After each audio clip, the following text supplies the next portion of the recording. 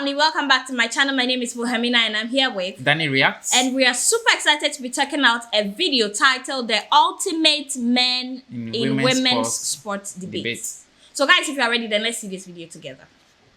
You put a lot of focus on Leah Thomas and that whole situation. However, what about all of the other trans athletes that don't make it to the top? Because I unfortunately don't have a list of every trans athlete known to man.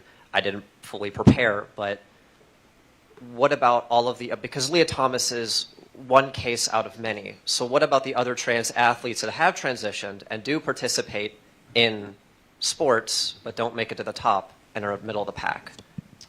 Well, they're still beating other women, aren't they? They're taking somebody's spot, right? Well, no, But they it's are not- women. Okay, They have so, transitioned. so let's ask a question. So thank you for being here and the courage for talking, first of course. all. What is a woman? Let's start there. Well, as she said, anyone who identifies as such, and traditionally it would be gender dysphoria. That is a legitimate medical condition. So if you have gender dysphoria, you know, yes. Okay, so that's interesting. So that's your personal definition of what a woman is. Why should society adopt that definition, therefore disenfranchising chromosomal-born women? Really, it's out of respect for those that have the condition. Got it. So we should elevate the people with the mental condition over half the population.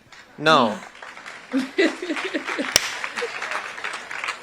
Not at all. I'm just saying that we should just simply, because it's not a battle between I'm elevating this person over another person. It's merely out of respect for that person, for them to feel comfortable and to participate in the sport of, you know, their gender that they identify as. Okay, so feeling comfortable. So giving people what they want is not always the right thing. Okay? So let me give you an example. We do not give liposuction to people with anorexia. People with anorexia would want liposuction. It would kill them. We know better than that. So just giving people what they want is not always the right thing. So you say to make people comfortable. We could probably agree. I don't want people to be uncomfortable. But then you have the choice to make.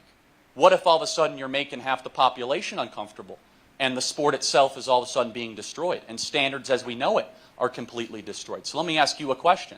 If someone, and I don't want to assume your gender, you could tell me whatever it is dealing with that situation, why don't they continue to compete as that new gender with the people with their chromosomes that they share?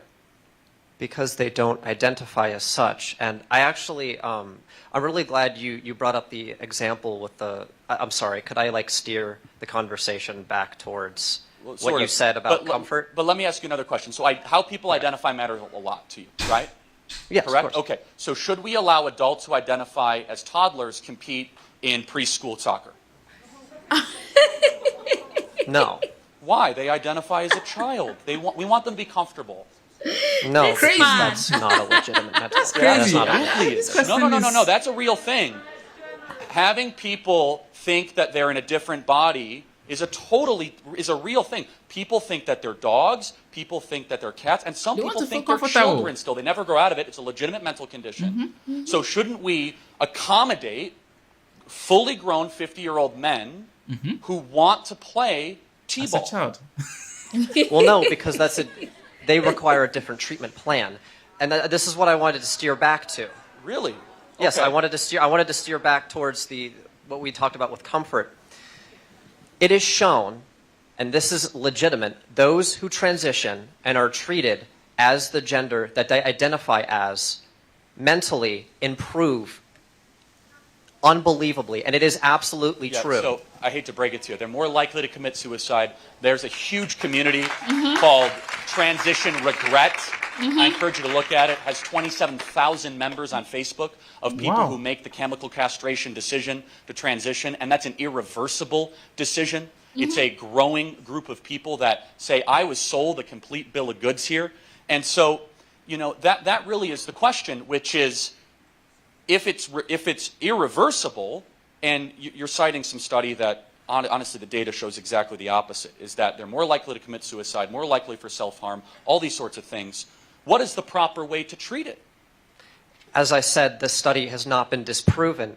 The reason that the suicide rate is so high is because they are bullied for who they are. See, I have seen it this is nonsense. in school, and this is a truth. And you know why I know it's nonsense? Because every single person in this room disagrees with you fundamentally and is treating you incredibly respectfully tonight. That is a pile of garbage. I know it's a pile of garbage. Of course. And so, Well, he has a point. instead, and I'll be honest, it's the people that are in those positions that end up becoming the bullies themselves, that kick me off of Twitter.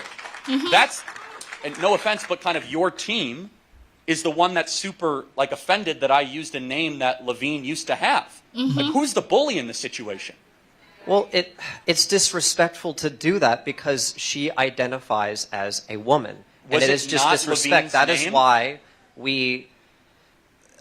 I can't speak for everyone else. I can only speak for myself at the end of the day, right?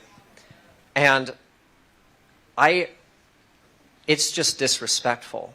And it is not right to call Leah Thomas her dead name out of respect for Dead her. Levine or whatever. But let me zero in on this, right? So it's a birth name, whatever you could call it, a dead name. It's fine. But if I were to do a biography on Thomas, and I would include that name, how is that disrespectful? Isn't that, like, let's take your argument at face value. Wouldn't that be a journey of transition, a courageous movement towards who you really are? Like an uplifting kind of sort of story and saga from the man I used to be and the woman I am now? How's that disrespectful? Oh, well, in that context, then, probably. I mean, So dead naming's now okay. I mean, maybe my tweet was all about the courageous journey of Ricardo Levine that once was named Richard and now name is Rachel. Do you see what's getting here is that you're putting a lot of preference on context and on how I identify and all of this. And your opinions, you can have your opinions. But what we're talking about tonight is how we structure society, right? And that is a totally different thing than your opinion. So when we start to structure society on a vast minority opinion, and we start to use power and force around that vast minority of an opinion, all of a sudden, the only way you can win that argument is the person who wins the oppression Olympics. Is the person who says, I'm the most victimized, therefore I get to create the rules because I'm not comfortable. And here's something that you might not want to hear, is that if you have liberty, by definition, you're not going to be comfortable. You cannot have liberty and comfort. You can't have them together. Instead, you know what? And I think deep down you have this in you. You can get stronger. And I want you to get stronger. Instead of you trying to remove everything that offends you in the world, I want you to dig deeper and be tougher than the people around you. That's what we believe. I agree. Final thought. Final thought. Final thought. Yeah. Oh, final thought. Sorry. It's not easy. It's not easy. It's Trying not to think of easy. a final thought. At the end of the day, like, no hate towards you. I respect your opinion. Of course, like, I'm not here to, cause a fight or an intense argument. I'm just saying I disagree. And there is no oppression Olympics. All that, we want is simply just recognition and respect. That's really it. Well, look, Truthfully. here's the thing, is that that's what you want, and individually, I think I've given that to you, but here's where I draw the line. I'm not going to restructure society on something I know that's not true. I'm not going to turn my back on 50% of the population for something that's not true, and I'm certainly not going to call somebody a pronoun that I know that isn't true in front of me. So I believe your soul totally demands respect. Absolutely, 100%.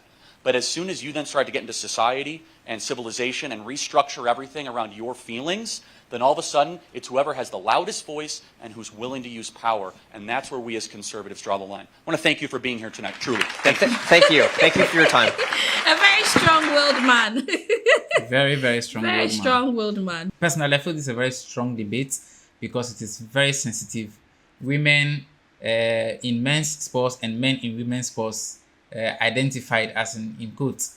Yes, it's a very strong debate out there, but I think I like both people's arguments, even though the leader or the one chairing the occasion seems to have better points or better opinion about, or he has major facts that he used in disputing the gentleman, other side, yeah. the other guy. I don't know whether it's a male or female. Excuse me, but I don't know whether it's a male or female. And they both have very strong points that can be looked at.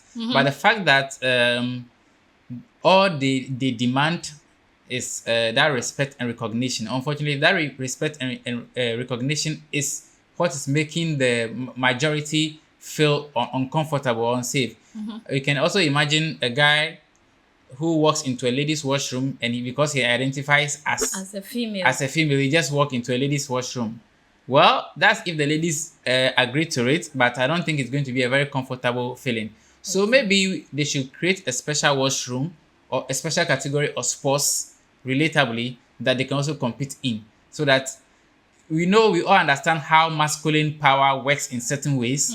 And now this masculine, somebody who was born as a man now tries to identify as a woman, right? And then he has so much power over the female contestants, and he will definitely, or he's likely to win the competition. And that alone is going to bring a number of discriminations, And at the end of the day, they may feel disrespected, they may feel cheated, and then leading to that high suicide rate among such people, in quotes. And I don't think it's a very comfortable thing. So maybe soon or later, they may have to restructure, just like I use a washroom example.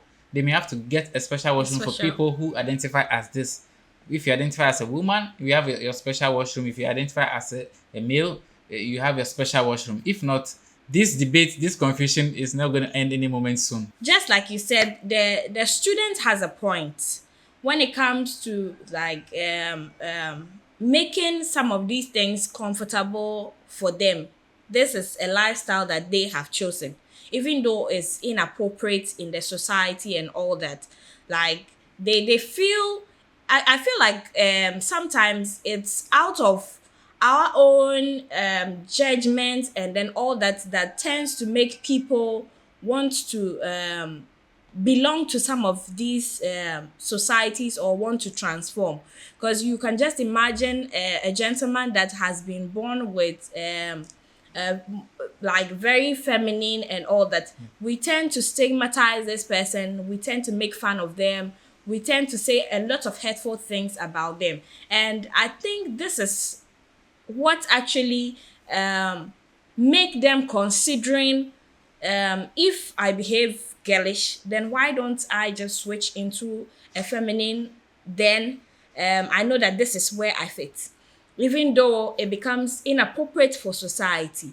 And then he spoke about how they themselves have created that kind of bullying around themselves. So because they already know in mind that there are a lot of things that people will talk about, things that people will use to make fun of them or stigmatize them about, they become very aggressive when it comes to such topics and then such conversations. So they tend to have this kind of defense mechanisms around it, so that when they find themselves in such situations, they know how to defend themselves well. Just like the man spoke about, they will definitely have to, some way, somehow in the future, they will definitely have to create like a special space for such people, so that you know that you are competing with either where you came from before or where you'd want to be.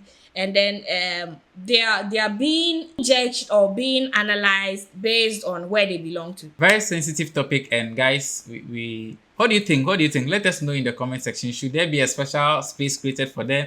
Should they be allowed to compete in men's sports? Should they be allowed to compete in female sports just because they identify, or society should just ignore? Or how do you think about this, guys? Let us know in the comment section, and we'll really, really appreciate, because the minority, they feel their voices have to be heard a lot more, because they feel they are suppressed, they feel they are a whole lot. So for me, I think that these people would need a special place, because it is absolutely a cheat for an individual who was born a man and then has transformed into a woman, now stands to compete with other women. Like, your strength level and all that is not the same with the other people. Imagine we wake up tomorrow and then one of the world's fastest athletes, Usain Bolt, says that, oh, I now want to identify as a woman. So he joins the women's. You can imagine the gap. You can imagine the tough competition he's going to give them, because the female records are far distance from the male records. Yes. Guys, let us know in the comment section what you think about this video, and we also look forward to what the future holds for this whole